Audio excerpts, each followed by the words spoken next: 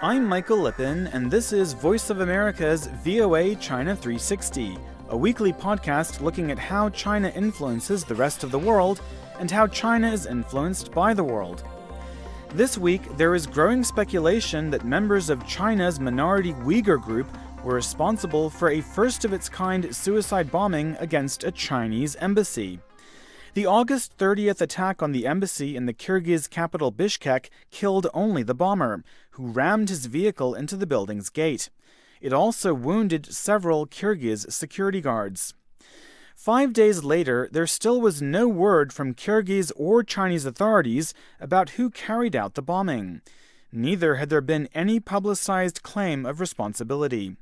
But suspicions have fallen on China's Uighurs, a Turkic-speaking and mostly Muslim ethnic group based in western China's Xinjiang region that borders Kyrgyzstan. Many Uighurs accuse Beijing of persecution and turning them into a minority in their homeland by flooding it with Han Chinese settlers. China has said it grants Uyghurs wide-ranging freedoms. So who exactly is accusing the Uyghurs of being involved in the Bishkek blast? I put that question to Raffaello Pantucci, Director of International Security Studies at London's Royal United Services Institute. I think that the coverage we have seen has come from the Chinese press and the Chinese commentariat and some local press. And in the Chinese commentariat, we have seen quite a few people speculate, and these people who are speculating are quite prominent sort of experts in the subject, suggesting it might be, Turkestani forces, which usually is a word for Uyghurs in Chinese. And within Central Asia, we've seen a couple of Kyrgyz institutions or news reporters suggest that it might be Uyghurs. By Turkestani forces, Pantucci was referring to militant Uyghur Muslims who call Xinjiang East Turkestan and formed the East Turkestan Islamic movement to try to break away from China. In the early 2000s, Kyrgyz authorities blamed those Uyghur separatists for two deadly attacks in Bishkek, one that killed two Chinese diplomats and another that killed a Chinese consul and his driver. But those attacks were more than a decade ago. So why would suspicions fall on Uyghur militants again? In more recent years, minority Uyghurs in Xinjiang have engaged in several rounds of deadly confrontations with majority Han Chinese. Those confrontations escalated in 2014, with Uyghur militants carrying out knife and bomb attacks in Xinjiang's capital Urumqi and killing more than 40 people. Chinese authorities also have blamed Uyghurs for assaults on civilians in other parts of the country, including Beijing in 2013 and Kunming in 2014. But have there been any signs of Uyghur militants spreading their activities beyond China? There's more and more Uyghur militants moving into Syria, and they're being radicalized. Sean Roberts is a professor of international affairs at George Washington University in the U.S. Capitol. He says some Uyghurs have been going abroad to escape the Chinese government's counter-terrorism crackdown in Xinjiang. They're not necessarily militants when they leave China, but they're moving through Southeast Asia on human trafficking networks, and it appears that more and more are being recruited by various radical groups, whether it's in Southeast Asia or in Turkey or in Syria. Roberts says he believes hundreds of Uyghurs have joined Islamists fighting in Syria's civil war.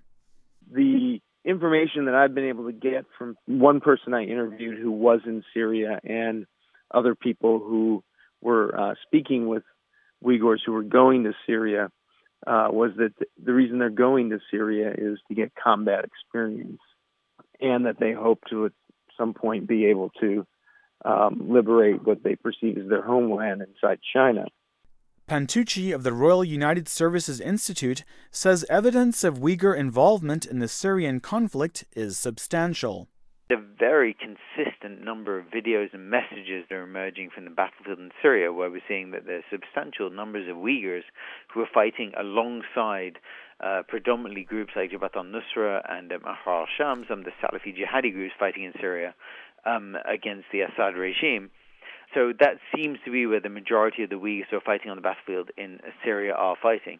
However, we have also seen through various leaks of Islamic State documents that there are, at least 100 or 200 sort of fighters who are fighting alongside the group called IS, or Islamic State, who appear to have links or appear to be individuals from the Uyghur community. Pantucci says the presence of Uyghur fighters in ongoing conflicts like those in Syria and Afghanistan shows Uyghur militancy is becoming an international problem. Within that context, we're seeing an interesting situation where sort of a terrorism problem that China used to face within the country is starting to export itself and exporting itself in a very violent way. Another place where Uyghur militancy has appeared to export itself is Thailand.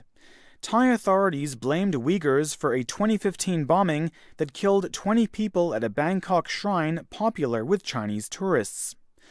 Pantucci says the risk of Chinese people being subjected to terrorism abroad is growing as more of them travel to unstable nations and do business with them. When we think about the attack in Bishkek, or we think about the attack in Thailand, or we think about some earlier incidents that we've seen where Chinese nationals have sort of fallen foul of terrorist organizations, we can see that China is no longer seen as a sort of benign power who people will just sort of disregard and move on from, but it's very much seen as a major power who these terrorist organizations may try to find themselves trying to profit from attacking in some way, shape, or form. And that is sort of transforming the general vision of China. George Washington University professor Roberts says the role of Uyghurs in the terrorist threat facing China is relatively small. He believes many of the hundreds who travel to Syria will die fighting before they can try to carry out attacks like the one in Bishkek. The greater threat to China from terrorism is that groups besides the Uyghurs also begin identifying China as an enemy of Islam, essentially, for particularly some of the policies that the state has adopted vis-a-vis Islam in Xinjiang over the last several years. And, it's possible that the bombing was not done by a Uyghur at all, but it may have been done by somebody who was sympathetic to the problems the Uyghurs face in Xinjiang. The Bishkek bombing also got Chinese netizens talking on social media blogging site Weibo. Some users blamed the attack on the United States and other Western powers, accusing them of trying to get China involved in their conflicts with Islamist militants. Others saw a more direct connection to the situation in Xinjiang. One wrote, "Terrorists launched the attack in Central Asia to awaken other terrorists in Xinjiang. As soon as that happens, our country is going to lose its peacefulness forever." Another Weibo user said, "It's most probable that those separatists in Xinjiang are responsible for the Bishkek attack. They chose to launch it right on our doorstep so that the whole world would pay attention to the so-called Xinjiang issue." The user also suggested the attack could disturb China's One Belt, One Road strategy to develop a trade route through Central Asia to Europe. How big a threat do you think China faces from international terrorism? Share your opinions on Twitter at VOA China 360 and on my Facebook profile michael.lipin, as well as on YouTube at youtube.com/mlipin and on SoundCloud at soundcloud.com/VOA-English. I also invite you to listen to this podcast on iTunes. Just do a search for VOA China 360 and subscribe. Before I go, I'd like to thank VOA intern Mingmin Xuan for her research for this report. That's it from me for this time. I'll be back next week with another VOA China 360. Hope you can join me then.